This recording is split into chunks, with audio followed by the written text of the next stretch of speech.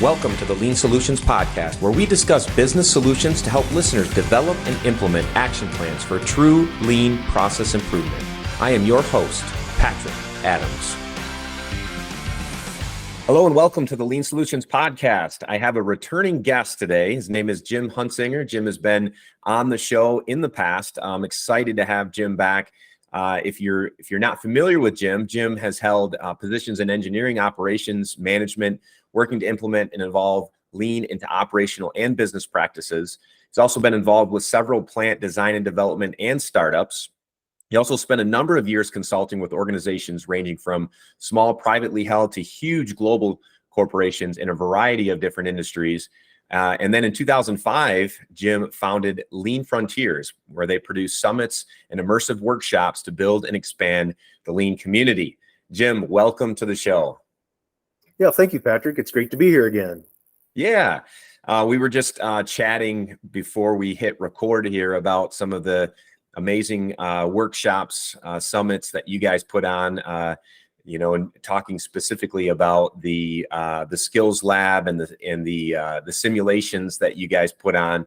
Absolutely love the work that you guys are doing, and obviously so much value for those individuals who are looking to develop their skills in Lean. So thank you for the work that you guys do at Lean Frontiers. Well, thank you. Appreciate it. So today, obviously, we've talked before in the past. I believe we talked about lean accounting and quite a few other different subjects that you're familiar with. But today, I really want to dive into the topic of TWI, training within industry. This is a topic that I think many of us are maybe familiar with or maybe not, but definitely with training and some of the challenges that come with training. TWI is something that can definitely help for so many organizations, and it's also not something that's new. It's been around for quite a while. So I'll turn that over to you, because I'd love for you to tell our listeners a little bit about TWI. What is it? Where did it come from? A little bit of background maybe around TWI. Would you mind just filling us in on that? Sure. Maybe I'll start off with just a little bit of my background on how I ran into it, which is related. Going back really 30 years ago, when I first came out of school, went to work for a Toyota Group company, worked there for a few years, and left and went up to Milwaukee, Wisconsin, and worked for Briggs Stratton, who was doing at that time, even to this day, really, even though that's 30 years ago, one of the largest physical implementations I've seen. And as we were implementing, flow, one-piece flow within our plant and operation, we were involved a lot with machine design, what at the time we called focus factories. We'd say value stream now, but focus factories, machine line layout, assembly line layouts, and other parts of manufacturing. So overall, and even reflecting back, because back then it was before the internet, before there were all these books and great webinars and podcasts like you have talking about all this, we really were somewhat on our own to do it. So even reflecting back, we actually, from a design standpoint, did a nice job on designing flow, designing cells, doing all that, pull systems. But where we struggled was to really on the standard work, even though we used the standard work as we were taught from the Shinji Jitsu and all that at the time, we just had a hard time getting to stick and get that arc that I had seen, like when I'd worked at Aisin and when I'd spent some time in Japan. So I just knew there had to be something else that we just didn't know about. I just had no idea what. And then a number of years later, when I ran into a couple references, actually first time reading one of Jeff Liker's books, I think his first one, John Shook briefly mentions TWI, Training Within Industries. And I thought, what the heck does some World War II program have to do with Toyota production system? Oh, well, right. Kept going. A couple months later, I read Miyazaki Mai's Gemba Kaizen book. And he has a section and a chapter there that has several pages about it. And I just thought, what the heck does some World War II program got to do with the Toyota production system? So I started kind of trying to dive into it. Spent a couple years digging into it. Had some trouble, just, it's an old program. I even called some departments in Washington, D.C., trying to find stuff in archives. I didn't have much luck. I finally ran across something that actually, and I can't remember what it was now, that actually told me. So I actually ended up getting this report they did in 1945 on the TWI program. Got it again, really before the internet. Got it. Went to Kinko's, made a copy of it, and like a 250-page report. Stuck it on my shelf because I thought, 250-page government report. I know it doesn't sound real exciting, but it sat there on the shelf for quite a while, eating on me. So I finally pulled it down and started reading it. And as I read it, I was just shocked. So all this stuff that was supposedly this Japanese management tools, methodology, and all that, I'm reading in this report from 1945. The thing it did give me, it gave me the names of the actual training manuals. So I was, again, before the internet, I was actually able to go to my local library and I found out they were supposed to be in depository libraries around the United States. I spent some time going to Milwaukee Public Library, not much luck, but finally sent in on a interlibrary loan and actually ordered a couple of these manuals.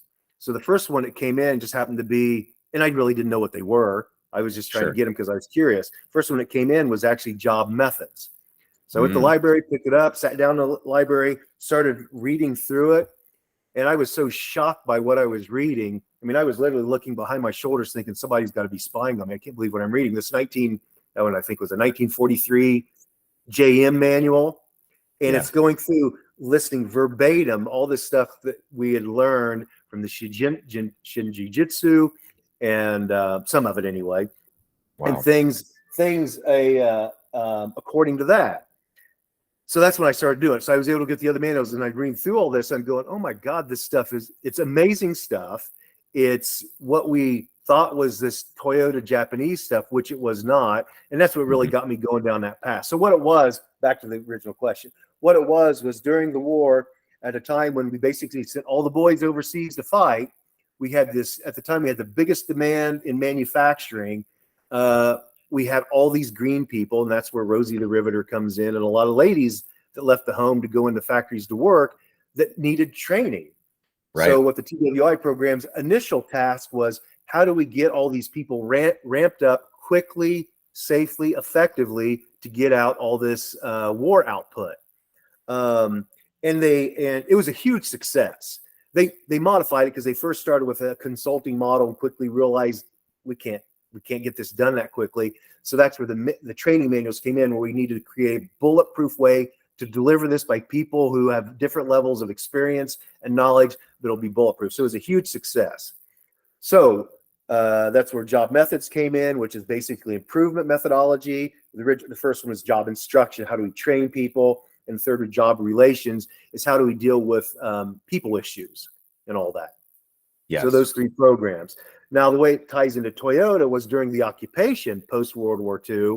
It was one of the many programs we deployed to Japan, not just Toyota, Japan, and even some into Europe to do that. Well, it came into Toyota in kind of the real early 1950s, and it came through their training department. Well, during the 30s and into the 40s, Keiichi Ono had been experimenting around with trying to implement flow, or since the Ford's model of, early model really, from Highland Park, the Model T of flow manufacturing. And he struggled in a machine shop for about 8 years. Really not any better luck than any of the rest of us have had over the years.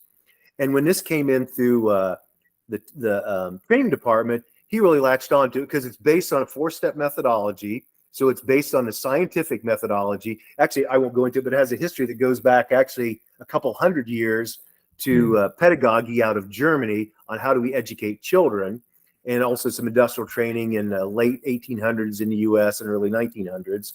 But it made sense to him.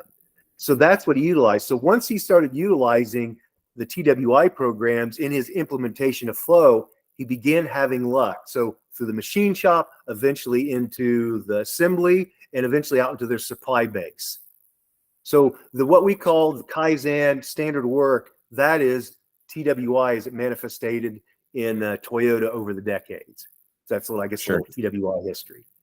Yeah, no, that's great. I love that. Love that history. So and obviously very interesting to hear, even like you said, you can go back even further. So there's a lot more to even learn about this. Yeah. But when it comes to TWI itself and, the use of it and what it actually is, let's just use a simple example, like, training someone to make coffee, for example, on a coffee maker. I mean, how would TWI be used? Like, what would it look like for a TWI program to be in place if I was helping someone to make coffee, for example? Yeah.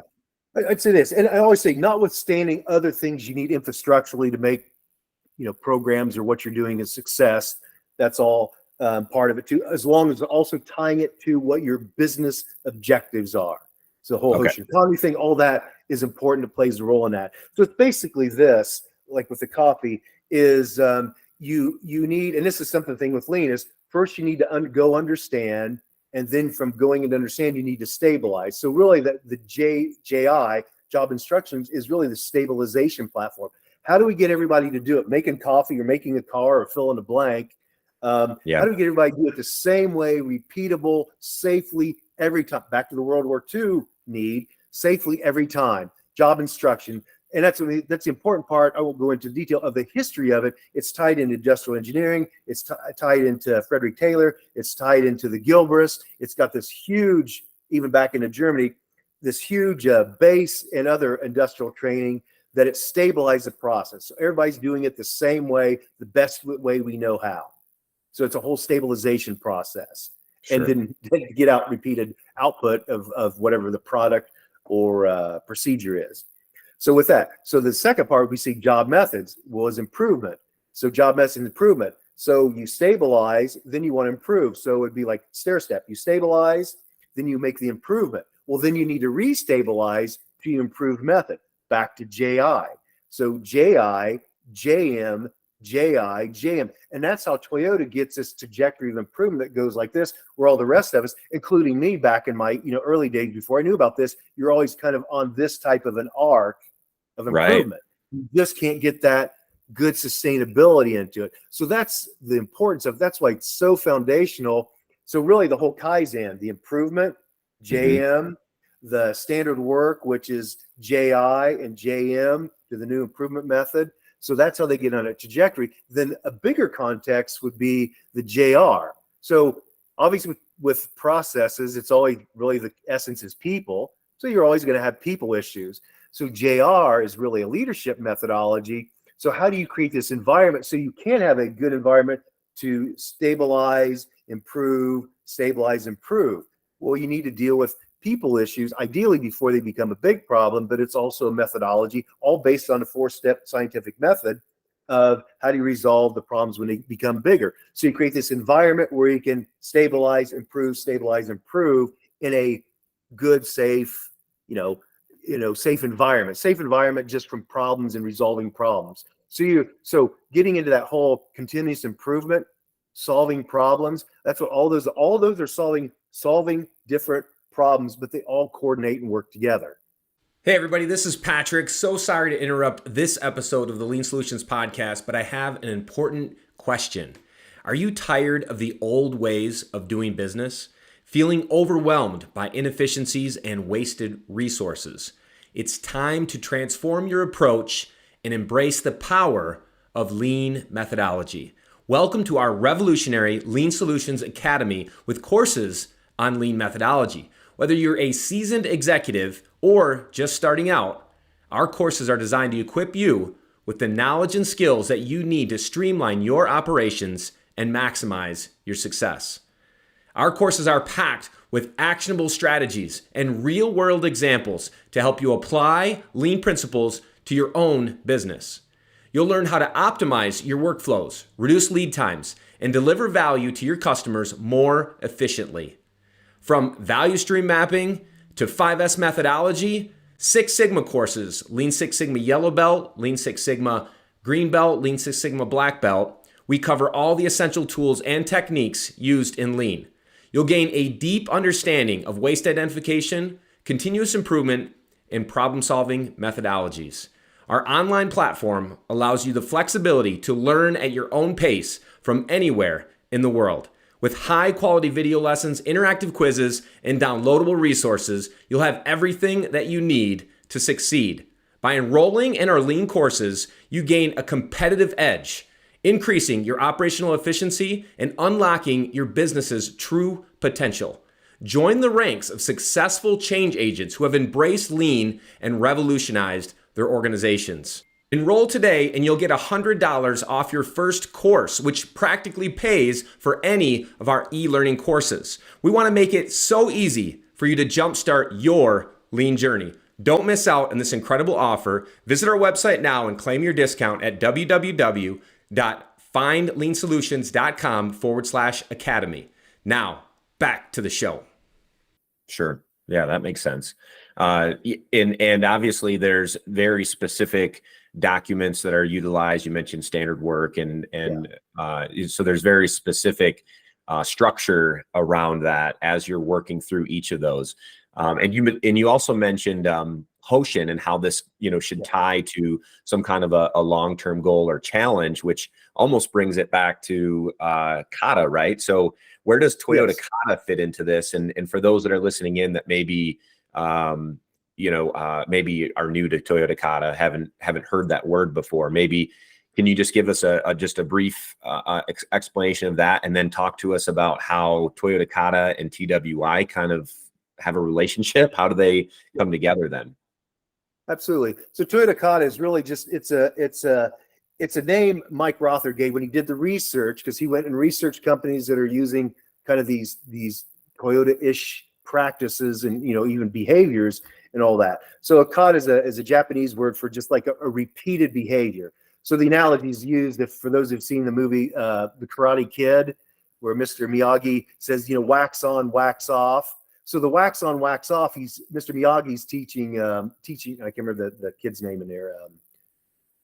I can't remember. But anyway, teaching him a kata.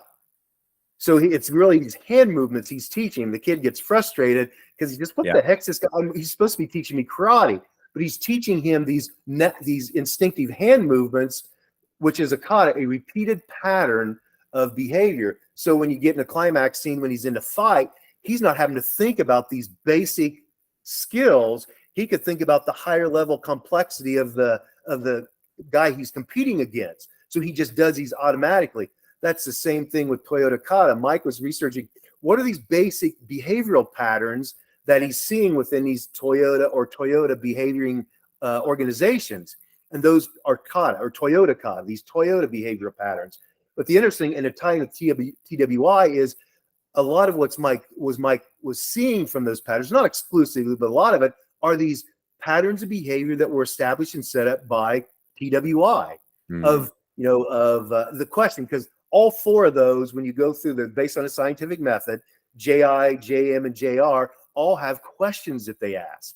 So that whole questioning environment all plays a role in that. To do that, you ask these questions in order to understand, in order to do analysis, in order to make decisions on what's our next condition. Now, another reason Kata is important is, and this is one thing going back to Ono. So one thing Ono, they say he quit using JM because it's really IE techniques, industrial engineering techniques, and it's very point focused. And he was looking at somewhat of the bigger picture, which we might say value stream. How do I make this whole value stream, this whole line flow and all that? Sure. What's interesting is I discovered these things with TWI, the first thing I noticed was the elements of JM. Even though supposedly he didn't do it, he actually is doing it, because the questions he would go through and ask were really foundational to job methods. The questions involved in job methods, which are questions you ask in order to analyze the process and make improvements on the process. And they're also related particularly to the JI and JM as well. But that's what Toyota is. That's why you set this challenge and then you go through these iterative steps, and there's always questions involved. Or even the coaching kata is the coach asking these questions of you to get you to think through, to get you to understand. It's about understanding and analyzing. So if you look at the improvement kata, it's really asking you these questions to take a look at this bigger picture, although you certainly can hone in on the smaller picture in the iterative steps.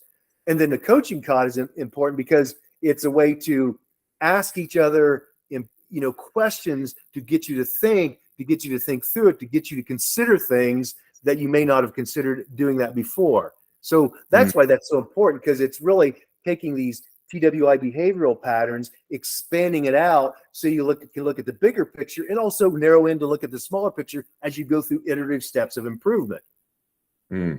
I love that.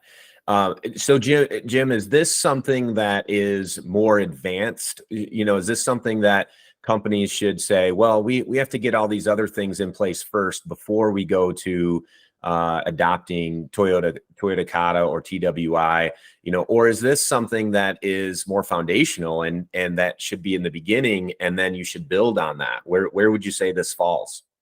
Both, and I'll describe it this way. So those are absolutely foundational. You need those. So the important thing with it goes back to, like I said, what are the organization objectives? What are your pain points? What are you trying to do as an organization? You need to go the host. What do you need to go through that process? Because you just don't do all this for the sake of doing it. You do it in order to resolve business problems and hit business needs. So you really need to go through that analysis, because you need to go, okay, what do we need to do? And some of it very well may not be TWI and maybe other things you need to do, but what should we do first? Because some companies may need to start with JI. Some companies may need to start with the improvement kata. It depends, right? It depends. What are your circumstances? What are your needs? And you need to go from need. So you really need to do that analysis to do it and then build from there. So as you do that, you learn how to become skillful and experienced at any particular one. You also eventually get, okay, maybe now's the time we bring in JM, or maybe we run into a problem where we need JR. Okay, maybe now's the time we needed that. And again, it's really very much dependent on what are the organizational needs, the pain points, the existing culture.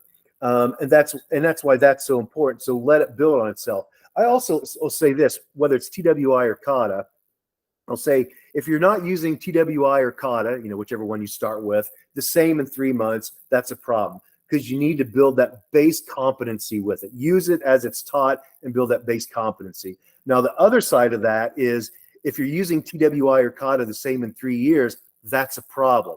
It means you're really not truly learning, growing, understanding how to use this. Now, even though these start on a shop floor, use these on a shop floor, and if you even look at Toyota, it eventually translates up into bigger projects and bigger problems and management things. Again, utilizing that same scientific thinking pattern and asking those questions and the whole coaching aspect, do it. So that's why, 3 years down the road, you really should be using them. You're probably using in some circumstances the same, but in some differently, because you're experienced now, you have bigger problems you're considering, you can do that. I know a guy that was one of the early adopters on TWI years ago, that he told me years later, he said, and he was an engineering manager. He said, when we first started out, he said, I could not have grasped how I would have used this on my engineering projects. He said, now I can't imagine how I couldn't use them on my engineering projects. So he learned and grew with them and, brought those along. And again, if you look at Toyota, those same behavioral patterns, these katas, they use at, really all levels in the organizations now that they're 7 decades down the road with it, with these fundamental skills.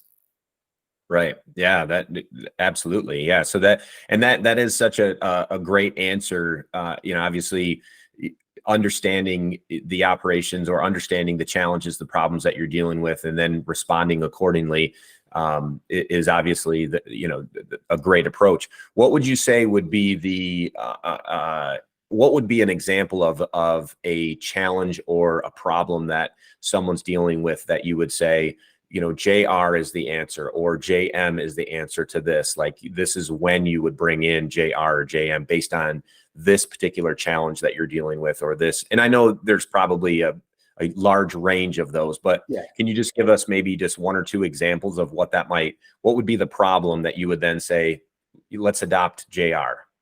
Yeah. Say you're working on maybe some type of Kaizen project, trying to make improvements, trying to make changes on a manufacturing line. And for whatever reason, your people just aren't getting it. You're getting some resistance. So I guess I'm going to kind of answer your question, but so it's really an experience. Obviously, the more experience you get, the easier this gets to analyze as well. Sure. So you may go, well, I start asking questions. It's really about questions. Why are they giving resistance? And one would be, going and talk to them, go and find out, go to the Gemba, go to where the problem is, start asking questions. Is it maybe we have poor training, our training methods. So maybe it is a JI problem. or maybe just for whatever reason, there's just some resistance. They don't believe in it. And that might be more of a JR problem. So you would go through and I have them here in front of me. There's pocket cards with questions. So there's certain questions related to them that you go ask that would help you analyze, do I have a JR problem? Do I have a JI problem? Do I have a JM problem? Or something like that. So you just go through and analyze that, go gather the data, make an analysis, make a hypothesis, and then actuate on a hypothesis, then compare the result of your experiment with what your expectation on the hypothesis is. And you may get it wrong at first, and that's fine. That's all part of it. You may go, oh, I thought this was maybe a JI problem, but actually, this Bob over there is agitated for whatever reason. So maybe this really is a JR. So maybe I need to go back into the JR and focus in over there with the JR issue to get that resolved. And maybe it also is a JI problem, but first I need to resolve this JR problem and find out what the problem is with Bob and how we can resolve that. So then we could come back in with the JI countermeasure. Makes sense. Absolutely. I appreciate that.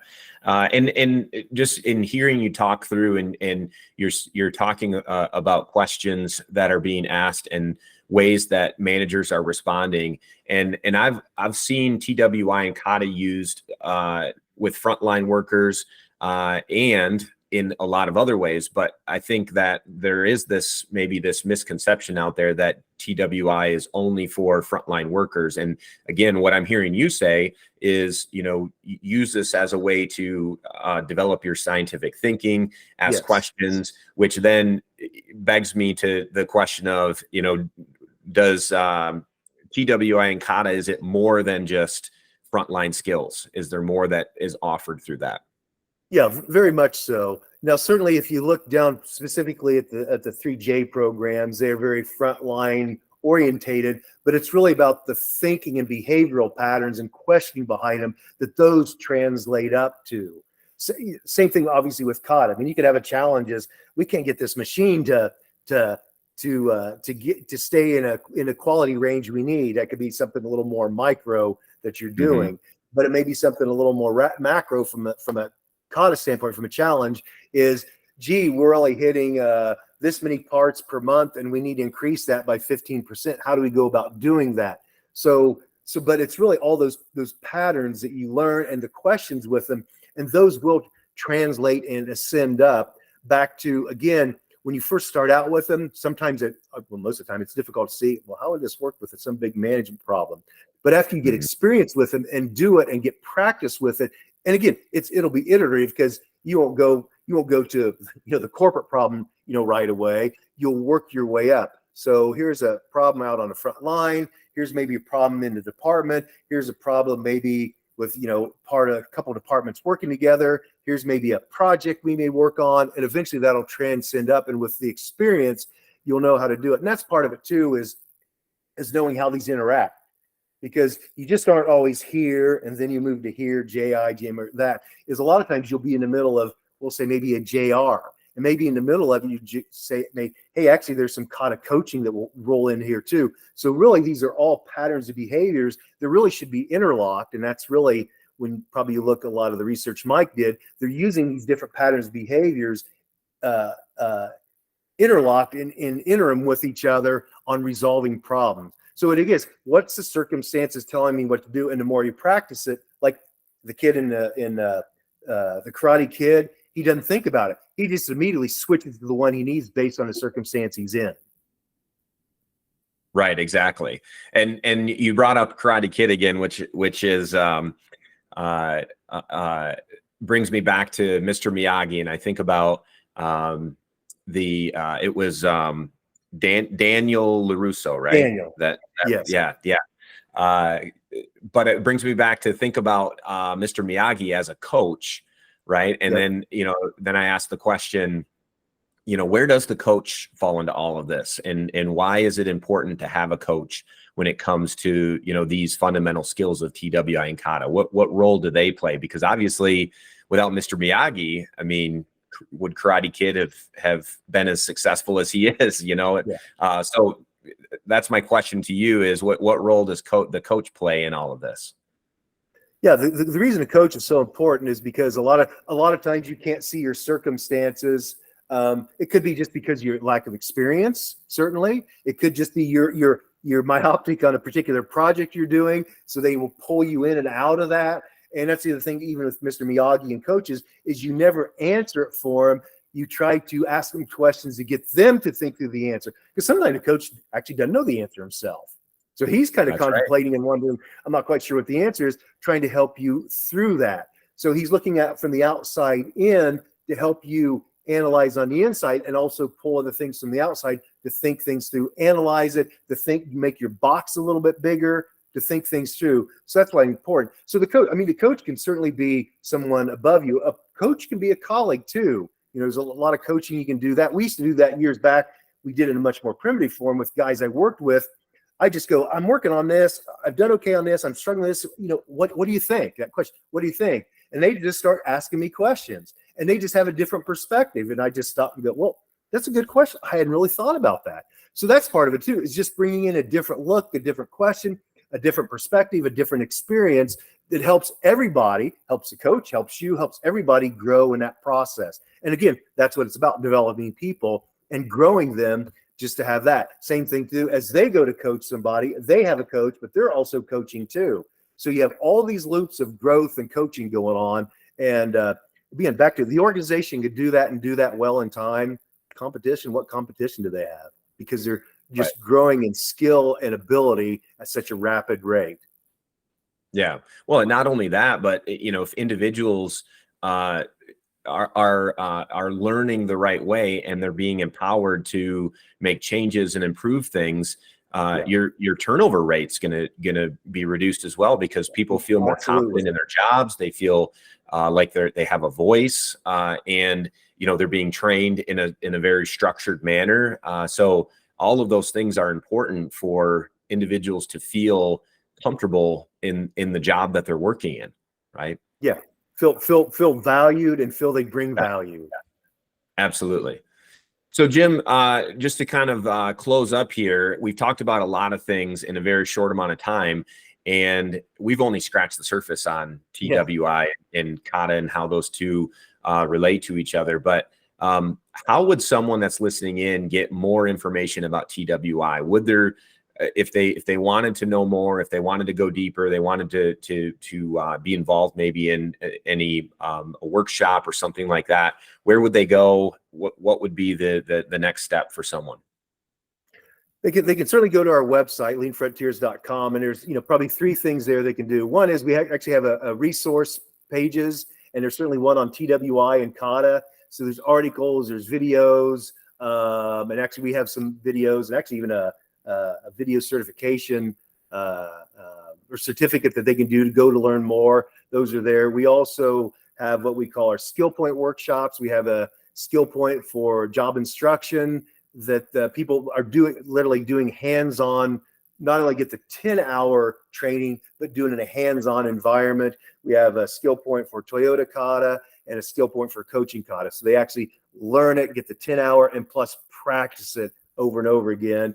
And then also too, we have a new event that we have called Skills Lab, where and that's going to be coming up in October 17th through 19th, where they actually will learn all these skills, not get certified, but learn all of them, what they are and how they interlink, and you utilize them all, together.